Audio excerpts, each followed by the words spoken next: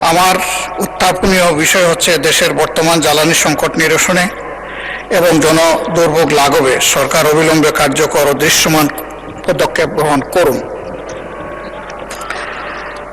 আলোচনা উত্থাপনের কারণ।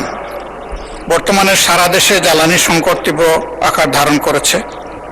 পাম্পগুলোতে দীর্ঘ লাইন এবং ঘন্টার পর ঘন্টা অপেক্ষা করেও মানুষ জ্বালানি পাচ্ছে না, যার ফলে জনজীবনে বহুমাত্রিক সংকট দেখা যাচ্ছে। দুর্ভাগ্যজনক বিষয় হলো, সারা দেশে যখন জ্বালানির জন্য হাহাকার চলছে, তখন সরকারের দায়িত্বশীল ব্যক্তিরা সংকটের কথা অস্বীকার করে বিভ্রান্তিকর দাবি জানাচ্ছেন। সরকারের এই বাস্তবতা বিবর্জিত ও অস্বীকারের প্রবণতা সংকটকে আরও ঘনীভূত করছে এবং সাধারণ মানুষকে বিভ্রান্ত ও ক্ষুব্ধ করে তুলছে।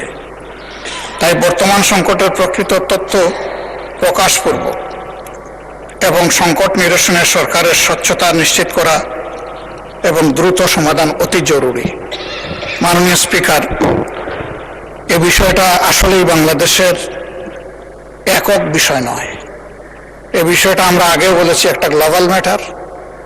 বাংলাদেশ এর কারণে এটা তৈরি হয়নি, কিন্তু বাংলাদেশ এটার ভিকটিম। ডিমান্ড এর সাথে সাপ্লাইয়ের মিল ছিল না বলে এই সংকটটা দেখা দিয়েছে। এটা শুধু ট্রান্সপোর্টের ক্ষেত্রে নয়, দেশের সর্বক্ষেত্রে যেখানেই জ্বালানির সম্পৃক্ততা রয়েছে, মিল, ফ্যাক্টরি, ইন্ডাস্ট্রি, এগ্রিকালচার থেকে শুরু করে সর্বত্রই এই সমস্যা বিরাজমান।